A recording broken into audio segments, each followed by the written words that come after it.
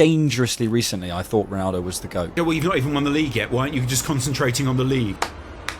He just literally went for a piss. Exactly.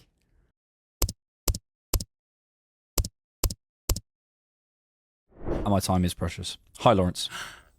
Hi, And Alex. we're live. Welcome. And we're going. There's the podcast. And I've really been enjoying the last week of playing a word association game with my son. It's a really simple word association game. But you literally just say word associations, right? It's a real word. Associations. And I wondered if you could do the same with footballers. Okay. Can we play a footballer association game? It would be so uncharitable for me to not go with this. Imagine if you just went, nah, not really into it. No, sorry. Right. Nah, we're good. He actually cut a bit that I was really proud of last week. What At the did I start cut? of the pod, I think I did something like, go and join the Patreon. And I was like, oh, that's a really good bit. And then you just cut it. I didn't cut anything. No, the Patreon bit was that we don't have a Patreon. But No, we don't. Do we not? I mean, we're three episodes just set up in. automatically. We're overdue. Yeah, we're overdue because it's the third week now. Really, we should have started on week 1 when you've made so many promises and so little. I'm going to say it. I'm going to say Zinedine Zidane. Headbutt.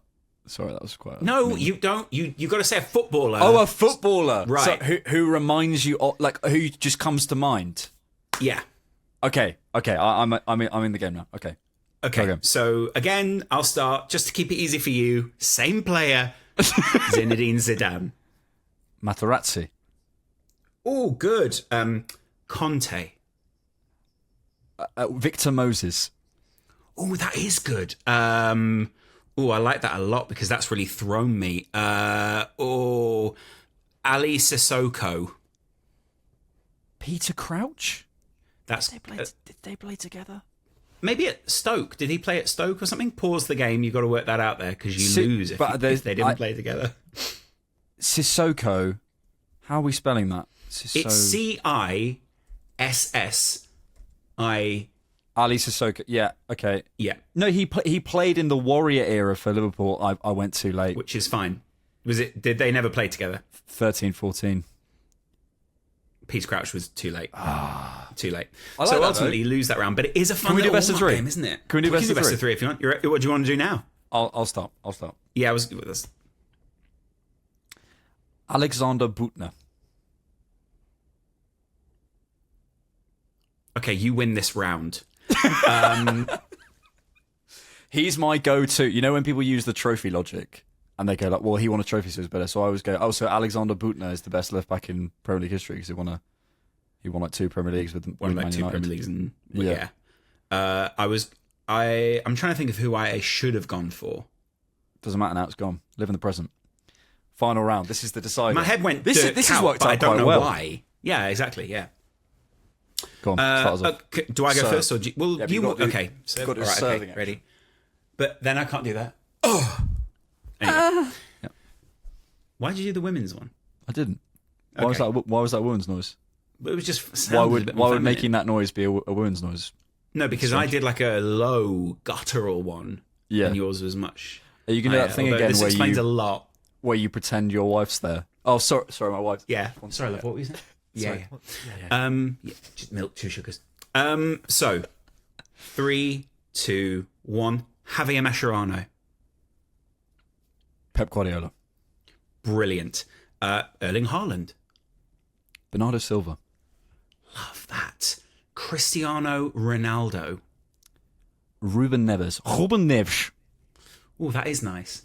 I'm going to say... I want to snooker you. How do I do this? Can I... Come on. No, I've gone Neves. too long. I left it too long. I had too many You had good the options. Wolves team. You had the I know. Portuguese. You could go back but to that was Portugal. my problem. What you did was you threw me really well, and I couldn't choose a Wolves player or a Portugal player, and I got caught in between the two. Oh, you can't? No, I can, but I didn't know who to pick fast enough. I feel like we need to work on the rules of this game. You asked me before the podcast. After you told your wife off for hoovering, which is a real insight into the dynamics in your house. A waggy finger. You asked me a question that has stumped me. Actually, do you want to ask the listeners? Take Cristiano Ronaldo in the Premier League now? So essentially, would Cristiano Ronaldo work in the Premier League? He's available for a release clause, 50 million euro, I think. Would you take him? Would you take him at Arsenal? So, like, immediately I say no, right? Mm-hmm. But then I look at, because we're going to talk about this later, when I look at the kind of the vogue of the Premier League and who's succeeding in the Premier League, and also for Arsenal, half-space crosses, leap, hoof, bang. He just becomes a target man. He's a moment man. He's also, because he's got like such a presence, there is something that he brings when he comes on the field. And here's the kicker for Arsenal. If he wins the Premier League with you, it does tint something of for Manchester United. Yeah. But it does nothing against you. Because if you're the second club, obviously, Manchester United can go, well, don't, you're sloppy seconds or whatever, which is disgusting. But what I mean by that is you tint their memories a little bit because he'll have also done something with you guys. Yeah, because my instinct would be no immediately, right, because I sort of don't. Do you know, I used to, until sort of dangerously recently, I thought Ronaldo was the GOAT. Like, 6-7 years ago, probably it changed. Ahead of... Well, yeah, like until I was like early 20s. It was, that's like... I would have had you down as Messi forever. It's like living at home till you're 40, isn't it? Do you know what I mean? It's very similar, but I would have had you down as Messi, like, Yeah. I don't know. I think maybe having no father growing up, it was possibly a sort of it was a transference of masculinity that I thought was cool. Right. Yeah. And he is that. He is quite sort of. He is in that ballpark, isn't he? The more you say it, doesn't make him more masculine. I think he's no. But like, he's sort of what people would think. Like it's sort of. It's not. I don't want to use the word toxic because that's not fair. But it's that very obvious sense of masculinity. Muscularity, low body fat, winner, good at headers. You know what I mean? Quite a simple outlook. You're able to kind of hone yourself. All those things. Yeah, I'm not saying that in a disparaging way. I think it's, no. But it's optimizing. It's it's that, right? And I think that was partly it. But I also, as a goal scorer, I objectively I enjoyed the power of him. This is another thing. So I sort of would have gone with that argument before. I now sort of like him less, I think, as a person. I'm sure he's fine, but I just sort of I watch him in interviews and I think he's a little bit conceited.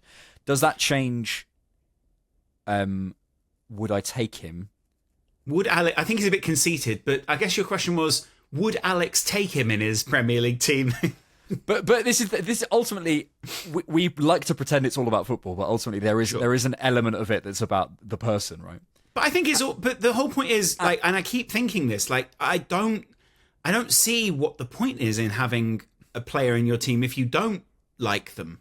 Yes, and also because the character in this scenario, for example, if he was coming in on a 6-month deal in January, that's I would argue at that point, rather than a 5-year deal where you can work certain things out and is a slower process, you have to immediately gel and immediately click. And I really don't know if someone like Ronaldo would come in on a 6-month deal and make us better. I don't know. This is that which sounds sort of mad because of how many goals he scored, and I think he probably Does he have would. To? Does he? It's also whether in that time he obviously has a good run, whether he's kind of happy to play the role that you need him to play, or whether it's more like, oh, no, I've got to start every game. And at that point, you're like, well, you're not worth the trouble almost.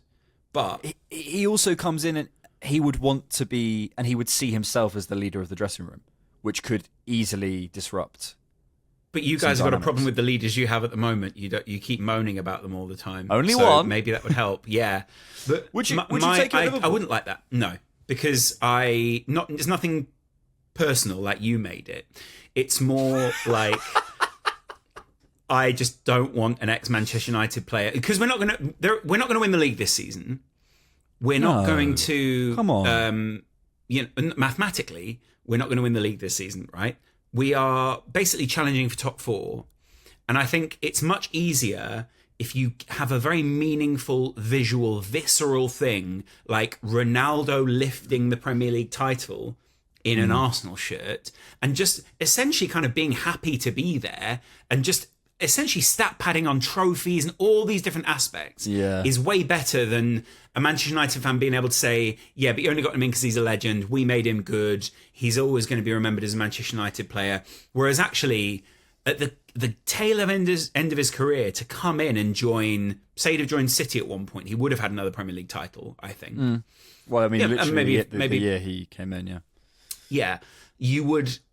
He might even have two, who knows? Do you know what I mean? Maybe things are so different if he goes there, and it completely changes him as an image and as a thing. I just think it's got to be success that you're going to bring him in for, because Ronaldo's core brand is success. Yes. And so if you're going to be equally successful, which you would have been because you'd only do a 6-month contract, yes, that's good. But if he comes in and you get 5th, like similar to the United run, it just doesn't chime in the same way. No, when he was essentially the sticking point of that old team, when it was like, I've got to play.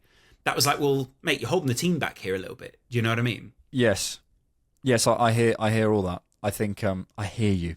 Yeah, good, and that's what. So what I'm hearing is what you're saying. Would he go? Okay, so now we can go down some of the other teams. Chelsea, I think, should absolutely take him. I think he is a classic Chelsea. But again, I don't know because back to the point you just made about they're not immediately going to be successful. Players like João Pedro, not Liam Delap, goodness me, but players like João Pedro are establishing themselves. Estevao is establishing. They're establishing. Liam Rosini is establishing himself, and it feels like it comes in with a headline of Ronaldo's coming back, and that's the circus that comes with that. So the reason I hesitate, because I agree on Liverpool, I agree on Chelsea. The reason I hesitate on Arsenal is because if it was a 6-month thing, I think we're going to win the league. He could come in and be a slight improvement if he fit in. Question mark, question mark, question mark. I would have normally said no, but because of the situation we're in. But for any other club that's in their project, I really don't think that's. So the reason I get him at Chelsea is because, first of all, I don't think they have much experience in the team, and I think that's often a criticism, or at least the perception is they don't. Right? I think they do have experience in the side. There's plenty. Caicedo's been a Premier League player for years. Enzo is an international player. There's plenty of experience. But they're the youngest team in the league. They are objectively the youngest team in the league. Yes, but I also think it doesn't mean the opposite isn't true either. And there's kind of a middle ground. I think there is experience in the side, but it's not. They're not playing a bunch of kids every week and them not knowing anything. But I think what it would do is if he came back in and he went, I wanted to live in London. Chelsea has always been a storied club for me. It would restore a little bit, I think, of that in the short belief term. In the short term. But and also he would go, I just had to work with Liam Rosini. I saw his post on LinkedIn. I was scrolling. I stopped because the mountain and the quote made me think. And I just and by the way, guys, see the other day when those 3 players left the box? Yeah. Who do you think gave him that idea? Exactly, yeah. But that's kind of he goes, I wanted to score some goals, I wanted to contribute to a meaningful project, and that's all I wanted. Spurs ruins the brand, doesn't it? He can't go to Spurs. Also, I don't know. Does Thomas Frank know what to do with Cristiano Ronaldo? Does he go, listen, here's the old Mbomo clips? I just sort of imagine him going, like he meets him for the first time. Oh, you okay? Yeah. Good flight. Yeah. It's just what's that club? It's just a thing I do. Do you want a tour or? Yeah, sure. I mean, yeah, because you're not going to play. I don't. The only club that I see it work. No, hang on. The only club I think I see it working at is a short-term deal at Arsenal, because specifically on the pitch, isn't that convenient? He's a proper poacher. Yeah. And we kind of need that. We put the cutbacks in the box. We put the half space crosses. We need a penalty box striker. Almost all of Gyökeres's goals at Arsenal have been poachers' goals. And would Ronaldo be an upgrade on Gyökeres? I think so. But again, culturally, because he's coming into a team that is about to win, I think it would be okay. It might disrupt it. So. But I would still say no. But it's the closest. I don't Manchester United. No. It doesn't. Carrick's already got a good thing going on. Sesko becomes undermined. Cunha always wants to start. Maybe Bruno. I wonder whether Bruno Fernandes kind of has that thing where it's like, I'm the Portuguese guy. I'm the star now. Like, why are you coming back? But I also think Ronaldo would totally help him stat pad to 20 goals and assists, or 21 of them. I don't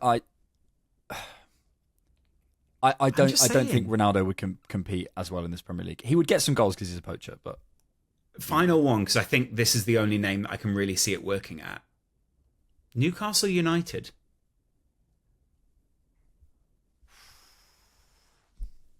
Short-term deal. Short-term deal. Him, Voltemada, big man, slightly smaller man. You know, it's just Eddie Howe is saved. They've got a guy. They go, that is heritage. He is an all-time great. Eddie Howe would love Ronaldo, wouldn't he? Eddie Howe would love it. Yeah, he would. There's the Saudi thing. That, guys. Yeah. That is how to be a professional football player. That's what we're expecting in every session. Yeah. He just literally went for a piss. Exactly. And everything he says. And he walks into the dressing room, and the whole room is just going, "You right? Yeah, yeah." On the whole side, just get up and clap. Cristiano. Yeah, Cristiano. Yeah. Can I call you that? Yeah. Yeah. Chris. Can I call you Chris? No. Okay. Fair. No. Tano. And no. after Fair play. After everything you've done, I respect that. Yeah. Yeah. Massively. Yeah. Listen, I'm having a sort of a get together on Sunday, just the assistant managers and I was just wondering whether you're. Listen, Jason Tyndall really wants to chat. He's a bit nervous. Listen, Jason's got a shirt. He's gonna need you to sign. Jason just approaches him like this. Yeah. Can I it's the TikTok. Is there any? Yeah. Is there any way that I could? Yeah. Cool. He's got like a. It's the thing that the funniest thing I've ever seen is I've obviously been with YouTube guys when they've had people taking pictures and they're shaking.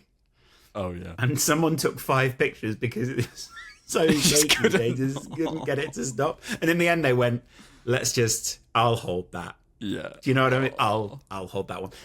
The first time I met Carragher, I was a bit like, really? Yeah, you could kind of tell because that's why the everything else went wrong after that. You admit it, you were a bit overwhelmed there. You felt, you weren't big enough for the situation, were you? It wasn't that time, but yeah. The second Do you ever time, look back on that now and think, what a storm in a teacup that was? Like, what a nothing that really was? Or does it still cause, like, night sweats? At the time, seeing people... I think someone literally, like, wrote, "I'm going to find you and kill you," over a quiz. I think really? I remember. Yeah, I think I remember. And obviously, it's all a storm in a teacup, but yeah. Suddenly, it doesn't make everything that I've experienced online feel as bad anymore. Maybe it just feels like everyone gets that and I'm being sensitive. And you deserve that. Good point. When are you guesting on Happy Hour? We'll do a little promo run for this podcast. Should we do a promo run? That would be brilliant. Reach out. I'll get my agent to reach out. Listen, Jack, it's time to rebuild the bridges. I need some help. Yeah. No, I'll do a tell-all. Absolutely. 3 episodes in, he's mentioned him twice. Laurence. Firstly, by the way, the hair looks good. I'm also a little bit insecure today because someone, when someone just on what we were just saying, when someone comments something too real, and you're like, "What was it? So true." Was it the join between your moustache and your beard? No, right. It was. Do you want to keep guessing? Yeah. Alex, my man, love your stuff, but you really have to stop sucking through your teeth before you speak every 15 seconds. I feel that's a punctuation inhale. I do that. I think it's quite punctive. Punctive? I don't know that's a word, but I do quite like it. I think it's good. Keep doing it. Pepis Guardiolaris. Yes. The better known. This week about wars around the world. And also, there was a rumour/report from Sammy Mockbull. This is good. This is good hosting. Trustable source, because I do think Sammy does break some news. Yeah, I'm not being sarcastic. I do think he is a trustable source. Yeah. BBC. Do you find that problem often in your life that people don't know? All the time. You look lovely in that. What were you? Yeah. Pep Guardiola not expected to renew deal at Man City that expires in 2027 as uncertainty hangs over whether he sees out final year. I think he goes at the end of the season. Position. There's too many things that have been seeded. There are too many. Maresca essentially heard the news and went, "I'll be leaving already." So Maresca went, I wonder whether this is going to be one of those things that's because I've seen sort of rumours that this is a sort of industry secret that basically is. I think it is. Yeah. Is a case of time. And I think the way, firstly, I love the way he spoke this week, just to say, and I wish more people did, but I understand why they don't, but I appreciate that he did. Very few people, also there are very few people in his position to be able to do that, I'd say as well. Yeah, but if more people did. He can do whatever he wants. He's Pep Guardiola, and I love that he does that.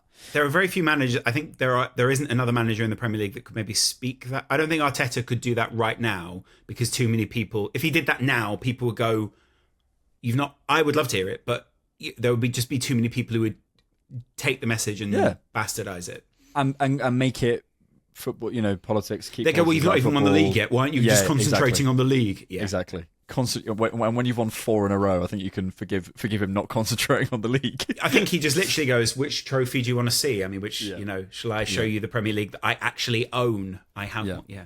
It also felt really authentic. 'Cause I think sometimes you see managers, paying their respects, but you can tell it's a thing that their press officers told them they need to do. But I think it's obviously. Do you know what made it feel real? Go on. He didn't drop in any Pepisms. It was just very clean, clear chat, and he didn't go, "I want to see the end to war more than you know." He didn't go. There was none of that. It was just, I'm very clear on what my message is. Yeah. And I guess what obviously my goals aren't aligned with Man City, but in that moment, I said to myself, if someone spoke that way to me, I would feel compelled. Yeah. No, for sure. I do, though, think the way he's speaking and the way he's kind of moving at the minute, even for example, he said, I saw a press conference clip of him where he said basically he wishes they'd spent more money in like the last 5 years, and I was like, okay. It's like it's very, I said this on the podcast the other day. Have you ever had that thing where you've got like 3 shifts left at a job, and you just don't care anymore? Yeah, but you're just having great fun. You're just enjoy. When you go, I'll lock up tonight. Who cares? If I'm going to miss it when it's gone. Yeah, no, I don't. Whatever. I'll work out. What's the alarm code? Brilliant. All right, cool. Yeah, cool. Let me do the one. Do you need to write that down? No, I'll remember. Yeah, it's fine. Probably not. Yeah, it's absolutely fine. Who cares? We'll be here next week. And that's kind of it. I think it's almost like he realizes he's gone soon. Yeah. It's not about I can be rude. It's actually about I'm totally free to just do whatever and say whatever I need to. Also because he's gone out there in January, got Semenyo and Gay and all these guys, and whoever comes in after him, he just goes, "You're welcome. Do you want the keys? Sick. Thank you, mate. Yeah. Thanks for that." Yeah. And he's off. And the shortlist is the compelling shortlist that every other club would want anyway. Xabi Alonso, Maresca, which is a fairly solid pick, and the one that I love and I'm really curious about is Cesc Fabregas. I don't think it'll be Fabregas. I think Alonso's the favourite. I think so. But Fabregas is these names being mentioned in enough conversations that I think that he's on the cusp of something.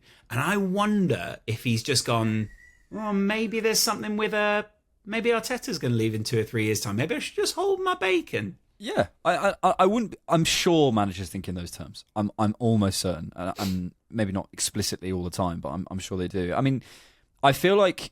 Do you remember that there was a time when Cesc Fabregas's sort of reputation now was probably Amorim's at one point? Like Amorim was sort of seen as this the next guy on the continent that everyone's looking at, and he's he speaks well, he's stylish, he plays a good style of football, and he's winning, etc. I think Fabregas is in that. I think he's more adaptable and more aware than Amorim.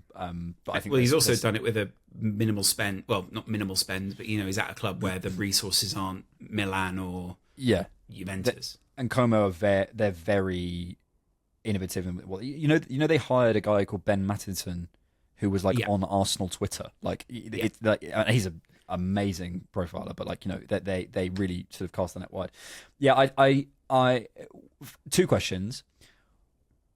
One, where do you think Pep goes? Like, what do you think he does? I just think it's an immediate break and then probably a national team. And I wouldn't be surprised if it isn't Spain, by the way. Or, say it, NATO. He probably could be NATO, to be fair. I think NATO is probably a fairly solid pick. But I think probably, I think England are in the. I think that's England what I mean. are in there. Yeah. Because he's from Catalonia I wouldn't be surprised, especially because of how long he spent in England, if Tuchel, let's say, doesn't get on at the World Cup and then maybe starts poorly for the Euros or something. Would Tuchel get another? I think he'd get the Euros, but I wouldn't be surprised if Pep is in the frame for the next one. Yeah, I mean, I think Pep is in there for any job essentially, because I don't know why would anyone limit themselves. Yeah, I think the problem is what you need is a minimum term commitment from Pep, and I also. It's not. Or do you think he goes the Wenger ability. route in terms of FIFA, UEFA? I feel like he's not that. He's not. That I don't know if this little run that he's having on the mic would maybe limit elements of that now. Because I mean, just purely because the countries they're going to go to. Yeah, I mean, not to do that thing of like, everyone is political, whether they choose to share it or not, and has their opinions.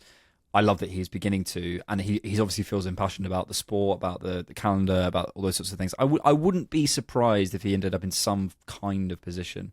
I don't think he does the Klopp route of kind of head of sport somewhere. I don't think he does director of football. I think Klopp just wanted to go back to Germany and kind of enjoy a position, and that was it really. Yeah, but I think Pep thinks wider about the game, so that's why I wouldn't be surprised if there's something with UEFA and FIFA. I don't know. Maybe I just wonder if there's something even wider than that. He probably does charity stuff. He's sort of the Princess Diana type figure almost, isn't he? He is, isn't he? He sort of is. But what the excitement would be if he went back. Do you think? I think you can. So here's my thing. I sports hate him, but I don't actually hate him. Yeah. And sports hate is totally valid as long as I obviously don't cross the line and start sending DMs on Instagram. And I think that's my point. I dislike him because of what he's done in sport. Yeah. If I also met him, it's probably one of the few people I'd be in awe of, or kind of, Yeah. If you had to set up a dinner for you and four famous, okay, I do think Jay-Z or dinner with Jay-Z. Yeah. I do have a bit of a theory about when people get memed. It's kind of like the modern day. It's kind of the modern day. You're all right, aren't you? You don't tend to see people get memed regularly in the same way Pep does when people really don't like them. Like Carragher is memed over and over and over again. I think people, they again sports dislike him, but like Neville, do you know what I mean? Like there is a meme culture that slightly rewards being a nice guy. I think anyway. It's an affection. I think there's a bit of affection to it. I also think it's how you take it. If you take it badly, it's a bad meme. If you sort of lean into it, it becomes a bit of a thing. I think that's where it works. I think Carragher, there's obviously one moment that Carragher won't want memed, but I think the rest of them, everything's absolutely fine. I rewatched the FA Cup final the other day between not him, but Liverpool and West Ham, and he scores one of the most egregious own goals ever in it, and it is just. It's crazy that there aren't more people that kind of reference that rather than everything else.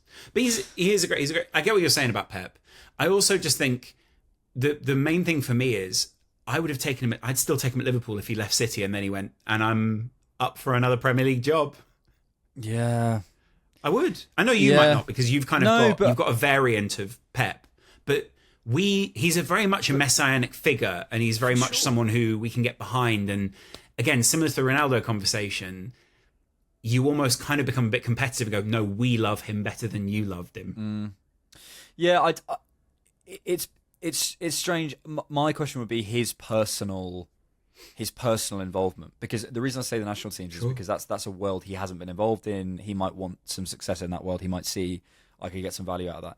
In club football, he has nothing to literally, and that's obviously I would take him at Arsenal if Arteta ever left or whatever, but.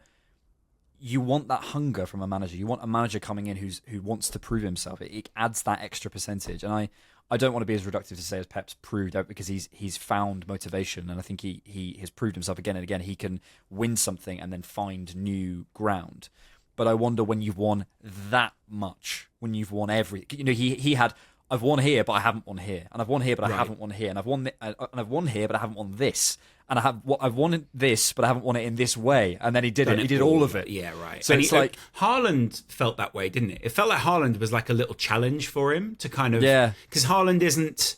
he's not tiki-taka, is he? He's not, or whatever the football phrase is. He's not Pep. Yeah. And he just sort of went, should we do the side mission? Yeah, go on then. Yeah. Whack him up front, and how do we play around that then? Yeah. Yeah, and that's he's evolved his style, he's evolved his management, he's won different things, he's won things in different ways, he's done comebacks, he's done 3 and 4 peats, like he literally, like there is no other achievement there. So so in club football obviously you take him, but yeah. So question, because I think at the moment Chelsea look a little bit, obviously, you know, they lost to you guys earlier in the week. It was a very unusual game in the first place. I wouldn't call it the most scintillating football, but I was trying to work it out, like why they weren't doing more, almost, or why they weren't trying to put you more under pressure. But I've come to the conclusion that a lot of people in the UK think of Liam Rossini and they're going, can he be Pep? Mm-hmm. I wonder if more and more managers are going to become similar to the way that Chelsea treat their players, where Chelsea might do, right, Liam, we've done 2 seasons for you at Chelsea. Now go back to Strasbourg for a little while, do a little bit more at Strasbourg, and then, you know what, we'll put you here or there. And whether managers become a bit more of a commodity in this time than within multi-club models. Yes, or just not only within multi-club models, but also with the multi-club model obviously works for a lot of them. But I also think it becomes a little bit more of a, well, we tried a season of him, let's switch him out, and someone else will take him, and then we'll take this guy, and we'll see what happens.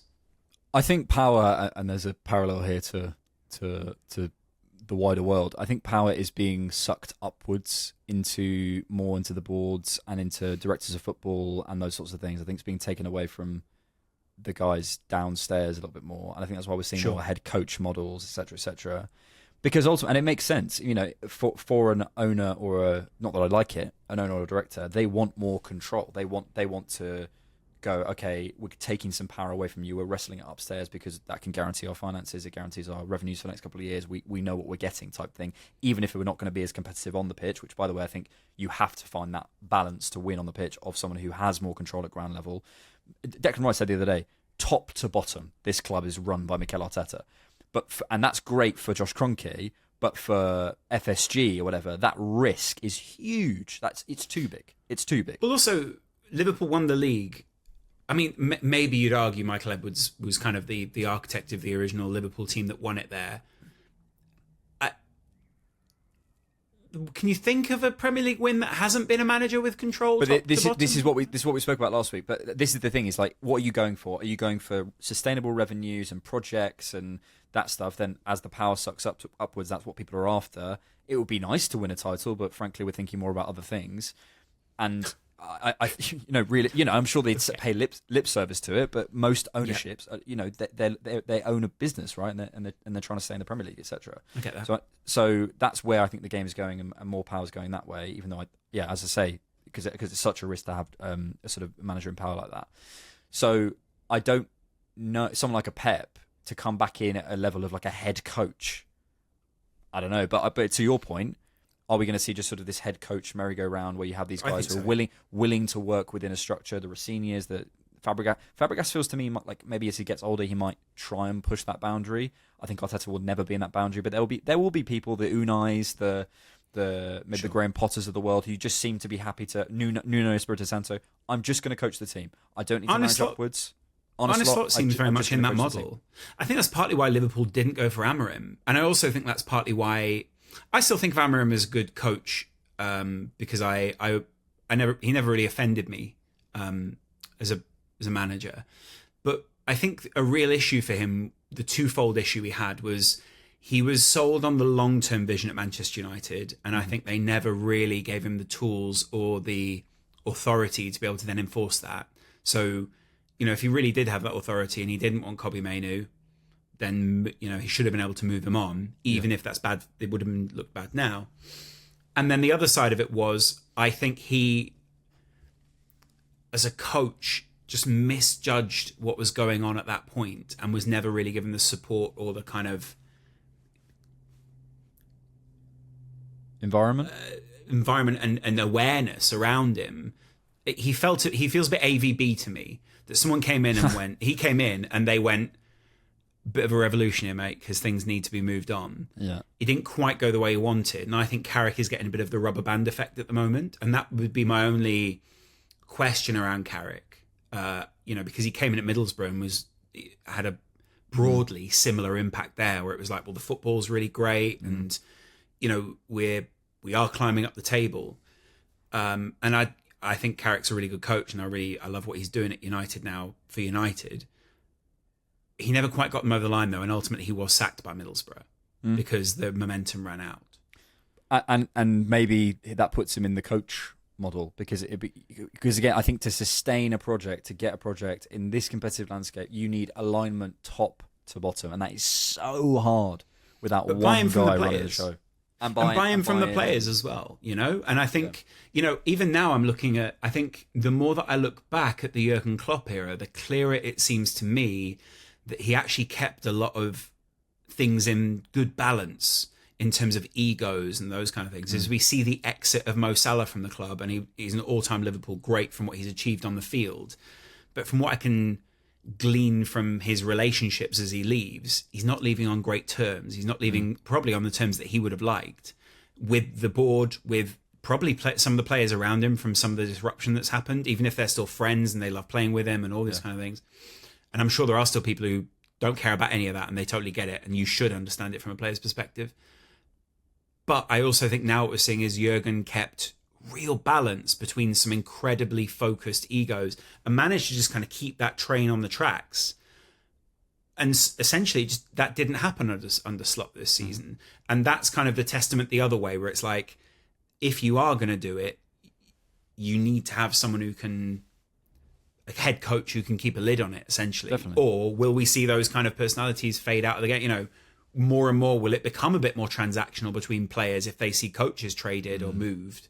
Will we see more and more players that kind of, because I think essentially what I get from the Mo Salah situation is a lot of players really enjoy playing with him. They enjoy him as a personality. They see the business as not something that really involves them, even though it impacts them on the pitch and what they achieve. And essentially what they're saying is, get your money, man. Go take FSG for all they're worth. Like, go and get 400 grand a week or 500. I want, because the broad benefit is they can ask for higher wages. Yeah. And I think that is where the game is kind of going, which is why Chelsea are trying to kind of, I think that at the moment they look a bit weird, but I think in the long run it's going to work out as quite a shrewd model. It's possible. It's certainly possible. Yeah. It doesn't mean they win the league, by the way, but it's certainly a shrewd model. But again, it's like working out, we as fans, we go the quickest possible route to a trophy. That's what we want. That's not necessarily what owners and boards and directors and stuff think. That's not the terms they're necessarily thinking. So do you care about the Carabao Cup deeply then? Do you see this as or because you're still top of the league and City dropped points last weekend, does that, if it was more tighter, would you care more about the Carabao Cup? I do care about it purely from, again, as a fan. Numbers.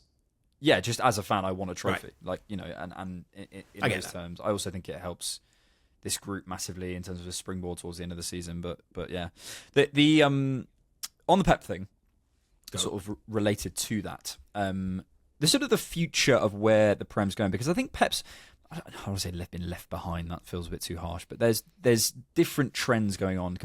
Comparing the Premier League to 5, 6, 7 years ago, when it was probably peak City setting the trends. Yeah. To now, it's very, very different. And I saw this thing from The Athletic today, which is about shots from outside the box, which I'm going to share. I'm going to share my screen, Laurence. What about shots at Paul Scholes? There was a great bit in Arteta's press conference where they directly mentioned Paul Scholes, and he just went, "Okay, good." He loves Paul Scholes, though, doesn't he? All the Barca guys love Paul Scholes. I think he respects him. So this is that's why I gleaned. This is XG overperformance in terms of shots outside the box, which has been a massive jump this season. I don't necessarily know whether I think this is down to players like Morgan Rogers. I was going to say, is this a shot of Villa? Bruno Guimaraes, but players like that. I think there is because of the blocks, because of the way teams are defending, there is something in this. I don't know whether this continues and sustains, but I guess I wanted to use this as a jumping off point for where the league's going, especially in a post-Pep era. because I just don't know whether we can't get more and more athletic. We can't get more and more physical. We can't keep signing Adama Traore. How Adama Traore has been signed for a Premier League club, that tells you where we're at, right? But okay. Make your case, because I think I've got a angle on this. Basically, I'd be curious on your take whether what we're going to see is in the next sort of couple of years, especially once Pep leaves, more and more physical. It just becomes more and more physical continually until some sort of breaking point, which I can't necessarily see.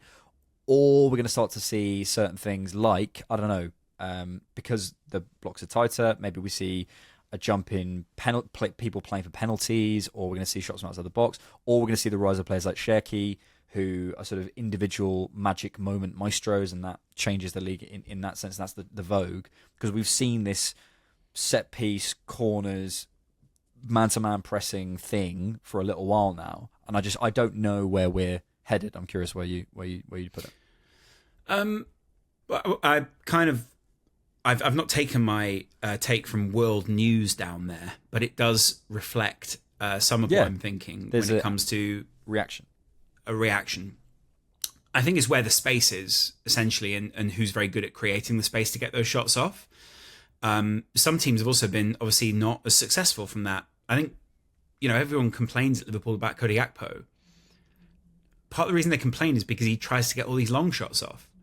But I don't think he's taking them unless someone's telling him to take them. Maybe he's a visionary who's kind of making prog rock. But I think that's part of the problem is we're still asking him to take them. He's not getting taken off because he's doing a bad job, He's still doing what he's being coached and asked to do, I think. And I think ultimately that's where the space is appearing on the field for teams who can move other teams around in those positions and kind of manipulate them to there. I also think it's because of the space that's just currently seems so visible right in front of the box to so many people, because midfields are not covering that space. Before there was is too far back, but Makaleli, you don't get your shot off in the same way if that's there, even though there were some amazing long shot merchants in that time who were great at finding that space. That was a reaction almost to that. Yeah. And I just wonder, we don't have that sitter anymore. I wonder if a back three is actually the big reaction to that at the moment, to kind of stop those long shots. Could be wing backs. I don't know. I mean, I wonder whether the sort of the 8 Nuri Frimpong purchases were a thinking from Liverpool and City, whether they were thinking that's where the league's going to go this year, and it hasn't quite gone that way. I just think that's been slightly delayed, if that makes sense. Possibly. I think that actually we expected quite a tactical revolution this season, and I think a lot of the, there's the zigging and zagging. I think Liverpool was zigging towards that revolution and wanted to go a bit quicker and supercharge it. Yeah. But I think they're one wave ahead of everyone else. That's not me going, they're more innovative. They're thinking ahead of the game. You are saying that. I think no, because the game in football is to play to the opposition that you're given, right? And if you're ahead of that opposition, you're going to be outmatched. And Liverpool have been serially outmatched because they have not been trying to build towards that. There are other reasons why. There are other big individual contributing factors. But Liverpool aren't the only team to have that problem this season. And they aren't the only team to create that problem either. I think with such with a sort of slow lag here and then such a jump upwards to 28.6 there, that tells me that's not just luck. That's instruction. There's something going on here in terms of players seizing this opportunity. And you're right. Get on base. It's ultimately about the spaces. Where are the spaces? And I mean, even interested, obviously, from an Arsenal perspective, about what we do. Say we do win the league. I don't think we'll play this type of football forever. I also don't think it's just going to be sort of shots from outside the box. I do think there's something in. I don't know. I keep coming back to Cherki as a player and going, these kind of mavericks, these guys who do the Rabona crosses, and these guys who is in an increasingly predictable. Everyone's run through, specifically Arteta as well, but I think a lot of coaches are. Everyone's run through, get the ball into the highest XG position possible is our entire game model. Our thinking is, we're maximising every single 1%, and I'm not saying that's going to change, but again, the reaction to that is how do you create unpredictability? Basically, that's going to be the big question. what I've also found quite interesting this season, and one of the big accusations about Arsenal is, oh, they're boring. I think, and it's again why I keep referencing the 04-05 season, or kind of that conservative period in the Premier League. Football became quite predictable, and some managers forced other managers' hands to almost become predictable, and the margin, which has been the case in a long time now for the game, was in your players outthinking the others or being slightly more savvy, or the ghost goal for Liverpool when they went through against Chelsea was because it was such a stalemate in the game. That was the only goal. That was the goal that changed it, and it wasn't even a real goal. But my point is, I feel like that's kind of where the league is at. And Arteta's not going to go, well, no, I don't want to win the league this season because it's a bit boring. I think Arteta could easily, with this side, play very attractive football. And we've seen some of that attractive football. But my point is more like, you can only play what's put in front of you. And we'd all be criticising Arteta for being naive if he then went, well, let's play wide open then. And as just go where you need, I know that Pep... the way to know you're right. The way to know you're right is watching the Champions League. Speak. Oh, right, okay.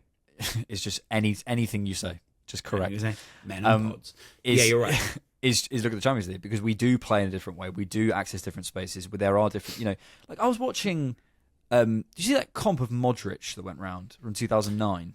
That was the one that was actually used against Paul Scholes, I think, was it not? That was part of that Paul Scholes discourse. Oh, was it? Okay. Where it was about, basically, I think John McKenzie, a guy I've got a lot of love for. Yeah, he's great. He's a really smart person, kind of wasted in football, if you ask me. I think he should be negotiating. He should be alongside Pep as kind of a balls, at the UN front. Essentially, what I thought was he was sort of baiting some people about Paul Scholes, but that it was part of that Paul Scholes discourse, wasn't it? And kind of whether Scholes could play in the modern game or not. But Modric is, I think Liverpool have bought Wirtz to be a bit of a Luka Modric type. He's maybe slightly more progressed, but you get my point. And maybe I'm wrong.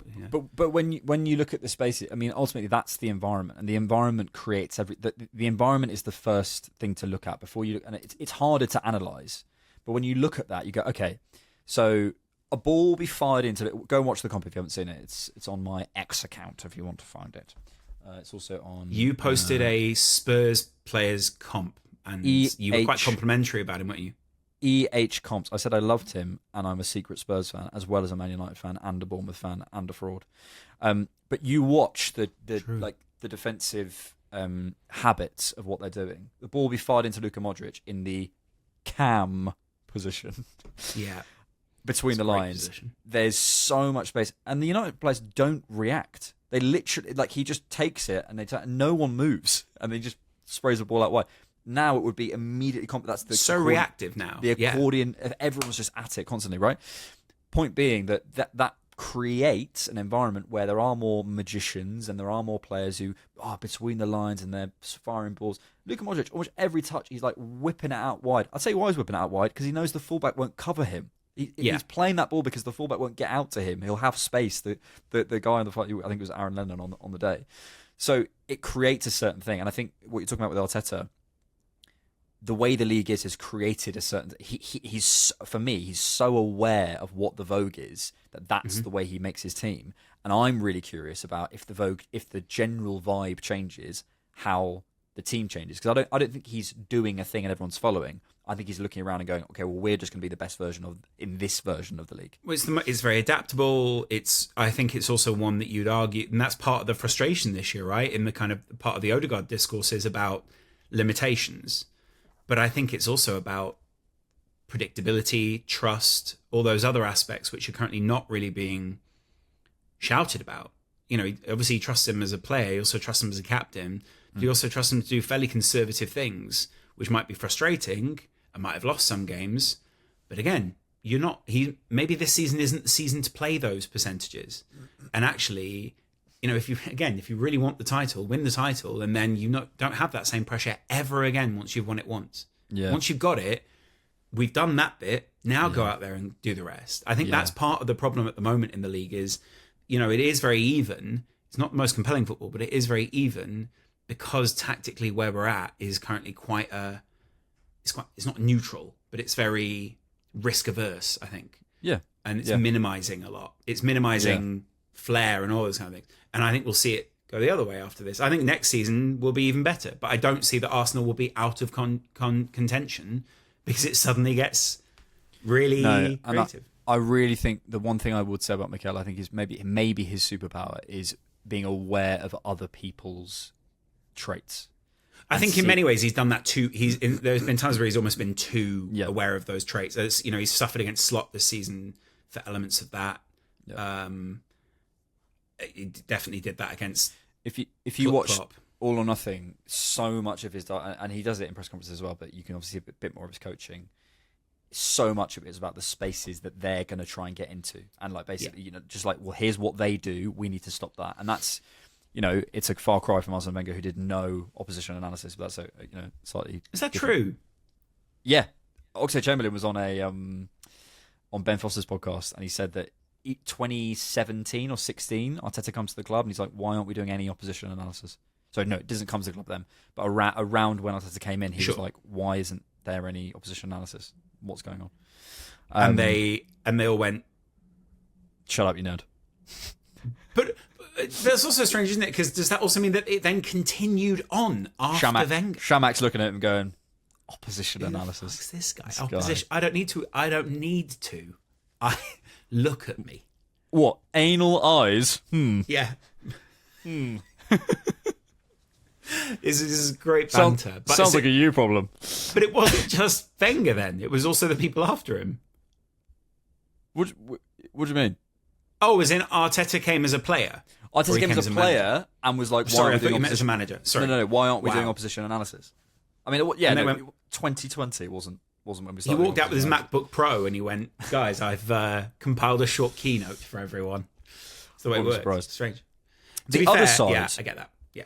The other side of the Pep thing that I wanted to talk about is I have two proposed rule changes that I want to put to you that I think don't in any way solve the sort of the overuse of players, but I think are just stupid. One, I don't think it should be possible, and I want your take on it. Obviously, we'll put this to the UN. Safe space. We'll speak to Pep. I don't think it should be possible to be cup tied.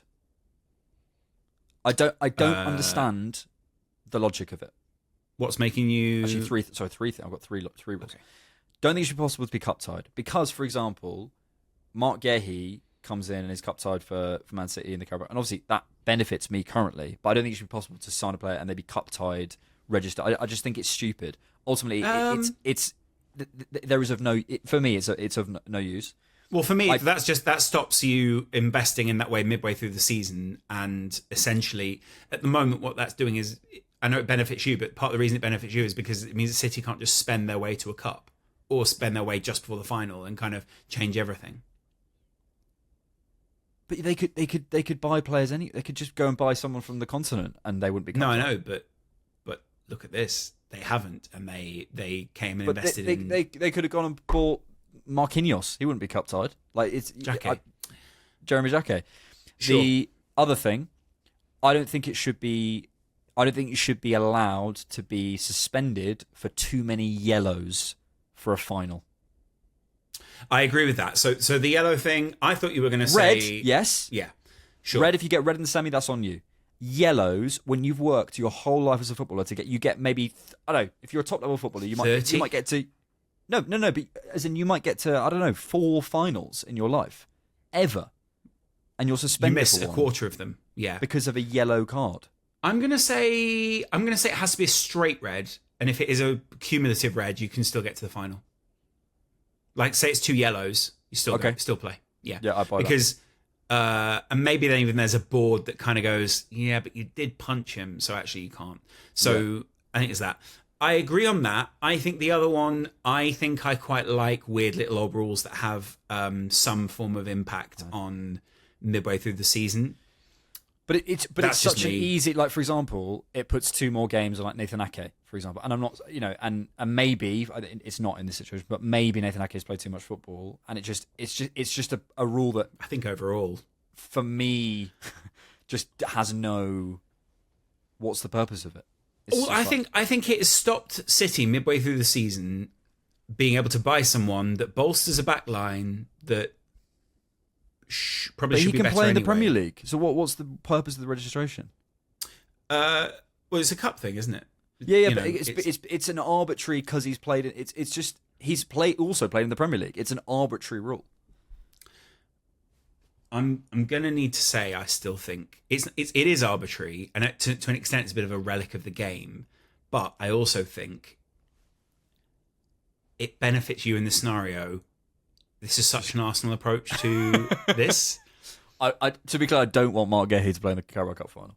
But I just think in an era where we're looking for more protection for players and like whatever. Also, the final one is that I think the Premier League squad should be. I think it's 18 at the minute. I think it should be 20. In the Champions League, you get a 20-man squad. In the Premier League, you get an 18-man squad for fitness, for rotations, all this. For me, it's just like it's such an easy fix. It's already happening in the Champions League. You get 2 extra players. You don't have to leave anyone out of the matchday squad and have the spare man. You can also rotate players more. Like if we're looking for quick fixes to the Fitness issues, to the fitness and players playing too much, and they're already looking like 6 substitutions, and I'm in that world I don't love. But just having what would you think about rolling subs? I don't know. I heard Mark. I'm always interested in these kind of new rules in the game. I heard Mark Clattenburg say something about. I've just switched off. Sorry. Was it a throw-in one? He said. I can't remember. The consultant guy, Thomas Grunemark, the guy who does the consultancy for throw-ins, but Arteta's denied him being at Arsenal for some reason.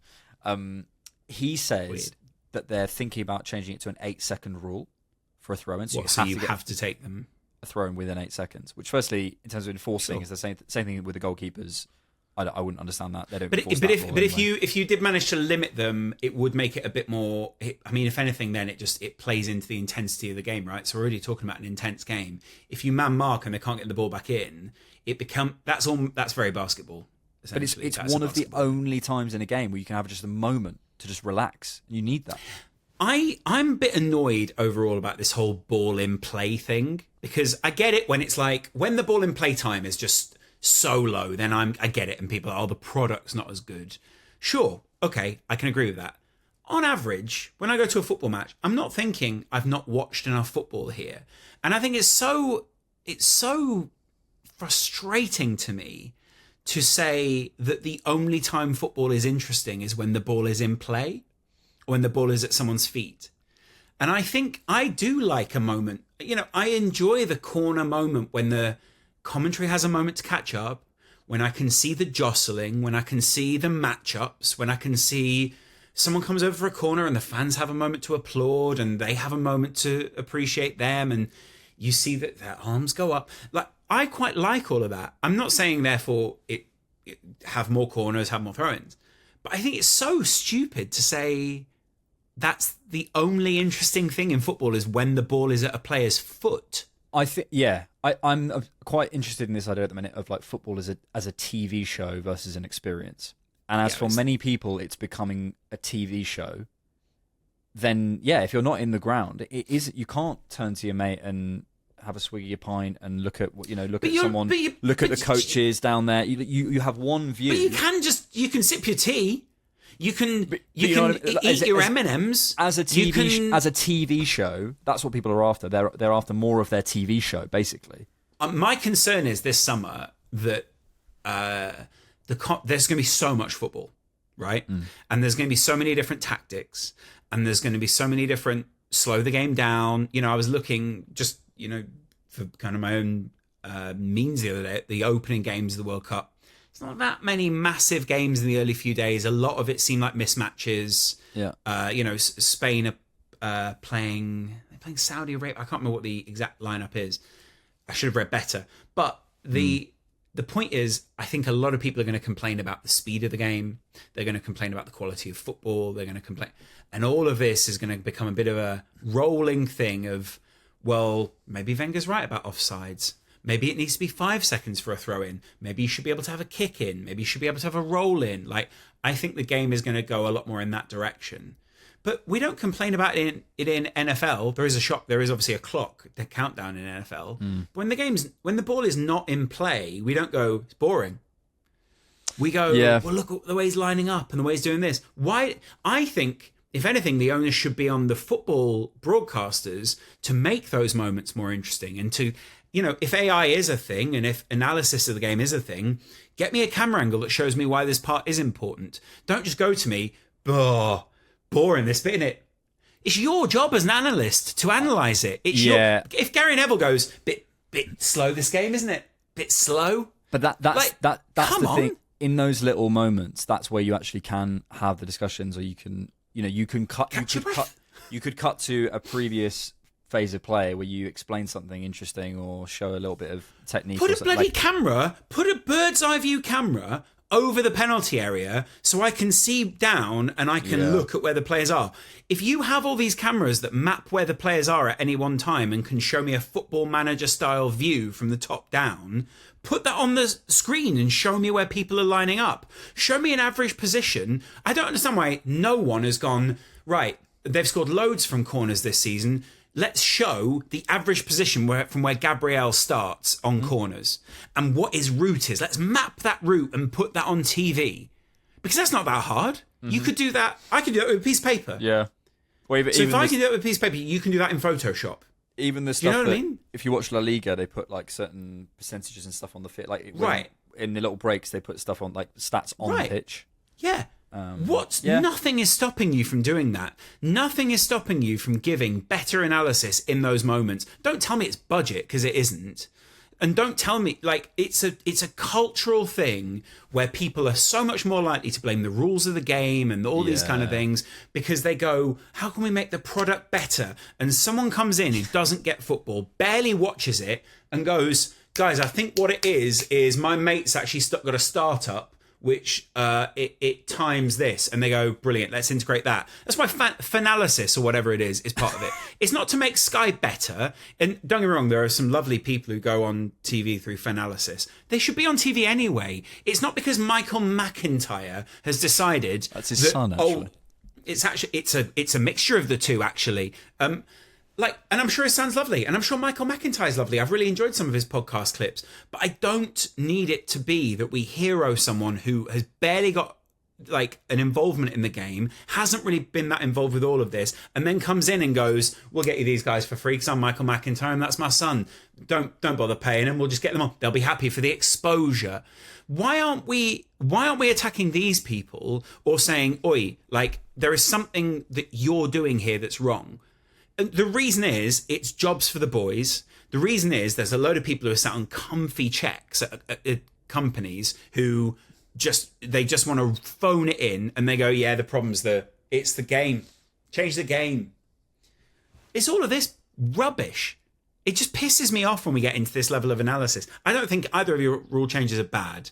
I just think the game is good where we're at right now. Yeah. And I'm not saying don't change it. I'm sure there's some adaptation, but stop with this rubbish of things need to change because it's not good enough for the young football fan. There's kids playing football everywhere. Don't tell me it's a problem with anything else.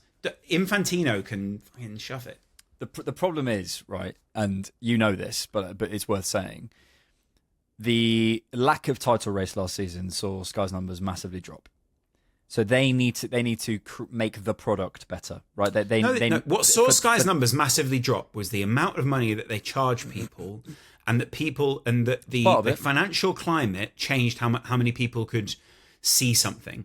And people decided, I'm in a Reddit group, I'm in a football group, I'm in a five-a-side group, and the guy at five-a-side who's got a sling box or whatever goes, here you go, lads.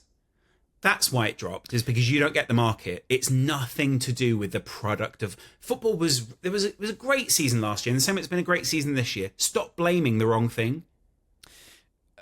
I wasn't saying that exclusive, like the only reason. Not you, I think one of the in their minds, the problem is the title. It's the title race, it's Principal Skinner. It must be the children. Yeah. It's that, and we look at, and for me, the thing that I worry about, and I've always said I'd love there to be a stronger voice from players, to be whether it's the PFA or whatever it might be, having player representatives who the fans know, like for example, I don't know whether there's a in the modern day it would be a podcast, wouldn't it? Like Rodri and Declan Rice meet up on a podcast and talk about players' issues and say, look, we're playing this, and a voice for the players to say, all these rule changes you're saying because you want more numbers for your monthly subscriptions, that's directly going to impact us. It's going to add to our running numbers. It's going to add. We can't do that. Yeah. I think we haven't had that, and it's a bizarre thing. And I wonder, the culture of it is it's all about the individual and the individual's contracts, and no one wants to come together. But I do think it comes to a point where you're earning enough money now. You can all get together, the players and the agents and so on should support this, but obviously they won't, and say players come together and have a stronger voice and go on strike if you need to, because we are going to push it. We're going to push it to us. And the reason I mentioned those rule things earlier is to help the players, is to give the managers more options to take the players out of it and give them a little bit of a rest and take competitions off them, because Sky aren't going to do it. FIFA aren't going to do it. UEFA aren't going to do it because it affects their bottom line. So the only answer to me is the players coming together, right, and us as fans advocating for little things to help them. Players in the United States, I know it sounds bizarre, but the sports are probably some of the most fair things in the US, where it's like all their sports are probably the most socialist, and I'm not advocating for that necessarily, but they're the most kind of fair or equitable elements of the country. Sometimes the basketball players all get together and they go, we want more, and the owners have to give them more. The owners still make an absolute ton of cash, but the players now make a ton of cash, and that's it works to an extent. I would say again, if you give people too much money, they disengage. So I think there has to be a biting point, but we're probably on that biting point already, where someone already owns 5 houses or in real estate. Cody Gakpo owns like half of the Netherlands, I think. Yep. But his long shots are fantastic. So they are fantastic, and he is sort of the Kanye West of the mid 2010s of football. He's the visionary. What would football look like if we flipped offside and onside? So you could only be off. So the only time you can pass it to your teammate is when they're offside. Go and talk to Baller League. I'm sure they'd lap this up. Heard that's not probably not an option, but okay, fair play. Why haven't you got a team? Why haven't we got a team at Baller League? I think you have to buy one now. I think no. They should give us the option. They should. Yeah. And what we call it? We call it probably just Street FC. Just cool club. Just cool FC. Yep, and that's how cool the league is. It would probably Street FC is already a thing, by the way. It's a lovely little thing. Can we finish with another game of the thing, please? I quite enjoyed that. I'm exhausted, but yes. Ready? Okay. This is called football tennis. Okay. But are we saying I think a good rule change, and if we're talking rule changes. Oh geez, here we go. He's already trying to have his own. For example, you can't go back. So for example, if my link from Ronaldo to Neves was the Portuguese national team, we can't then say another Portuguese national team. Right, so there has to be another link there. There has to be another link to another team, but you can't. You can go back on it later in the game. Okay, but you just can't. Go back just on it not straight away. Immediately, not within one move. Right. Yes. Okay. Well, let's try it. See if it works. If we don't like the rule change, we'll change it back. And Warren Zaire-Emery. Waneri. I thought you were going to. That's a league. Can I not do that? Are we saying leagues, teams, and national teams? Okay. Or are we just going? We're just going any link, because I don't mind that. That's what we were doing. I'm just going with that. I think it's just any. Yeah. Any link. If you can put it this way, if you can justify it, it's on. I'm done. If the justification is off, no, you can't have it. Yeah, fine. We'll pick up with Waneri. Emile Smith-Rowe. Ooh, I'm gonna go Mitrovic. Mitrovic. Mitrovic. Serbia. Šeško. No, that's Slovenia. Sheshko. You could have him because he is a Slav. I'll give you that for now. That's what I did. Okay, I'll give you that. Can I go Werner? I'll go with the RB link. Mm-hmm. I'm going to whack that back to you with Jurgen Klopp. I'm going to whack that back to you with Genie Wijnaldum. I'm just going to hit a lovely forehand down the line with Virgil van Dijk for the Dutch national team. Good. Okay, I'm going to go. Oh wait, so can I do a Dutch national player, or I can't do that now? I've just done the Dutch link. Okay, so in which case I will go Ward-Prowse, the link at Southampton. Nice. Yeah. Nuno Espirito Santo. Ooh, that is good. Can I go Jared Bowen? I can't say Danny Dyer, can I? He was a footballer. Bukayo Saka, England. Wow, that is good. I need to get you into a corner here. Hang on. Yeah, you're not working me into a corner enough. You said Bukayo Saka. Well, I'm just. I can go Declan Rice, but the Arsenal link. Carlton Cole. Brilliant. I'm gonna go Bobby Zamora. Christopher Samba. QPR. Excellent. I will go Morten Gamps Pedersen. Blackburn. Did Chris Samba play at Blackburn?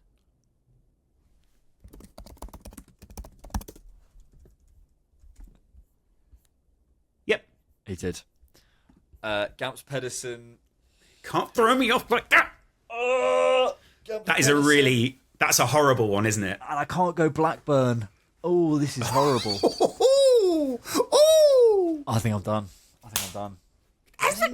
Was he Norwegian? Gamps. I don't know, spell it. That's the trick with this game, is to get someone, is to lock off the previous link. Yeah. Blackburn. Because that's all I have from Gamps Pedersen. I mean, I could have said but again, you had a league link. So I had a team link. I had a team link. The team is Blackburn. I think the rules need changing here. Why? Because they played together at Blackburn. No. In exactly the same years. Sorry, earlier on from Warren Zaire-Emery to Waneri, because they're playing both playing in Ligue 1. But then theoretically, I could say just a random Premier League player after Morgan Gamps Pedersen. Yeah, but you sort of also got it, didn't you? So you got the link I was making, and the fact that you named the link means that the link that I made was perfectly reasonable. So I think the game's kind of I'd say this is the apex of the game. No, but you get what I'm saying. I think it also sometimes you have to get warmed up. Yes. I think we need to allow the audience to decide what the rules should be. What I would love is if people put starting players in the comments below. So players that they want to see a start from as kind of that's a good shout. A serve. Because then you would say, like they might say a particular player like Stuart Downing, and they would think, oh, that'll take them down this route. Yeah. I think you have to name a player. I think you should name the link, and I think you can't go back on a link. And I also think it should be 5 seconds. 5 seconds, and also only league is too white. It's got to be team or national. Team or national team. Or could you? To be fair, you did say Jurgen Klopp in there, and I did let you have that. Yeah. And you did say Nuno Espirito Santo. Maybe football. I did let you have that. You did. Well, okay, so when it's you, we'll widen the. But when I said it, you kind of lead. Yeah, right. Okay, fair play. Are you? Yeah. Or do you just own Riverside? It's my Riverside. Yeah, exactly. It's the only difference. He's done the "it's my ball" thing at the end. It is my ball, and unless you let me win, I won't let you play with it. Fair play. Have you got a Spotify that this could go on? Well, this is the first week it will go on Spotify, because by the time that we agreed it would go on Spotify last week, it was too late. If that makes sense. Yeah. Thank you, Laurence. Thank you, Mike. We were also thinking of doing 20-minute daily things on specific topics, which could be a better way of doing this than whatever this is. I do like the debriefy nature of this, but I think maybe a 20-minute deep dive would be good. People might enjoy that more. Let's try it. See what happens. You've got me sidetracked on Morden Gams Pedersen, by the way, now. Okay. Thanks, everyone. Thanks all for listening. Bye-bye.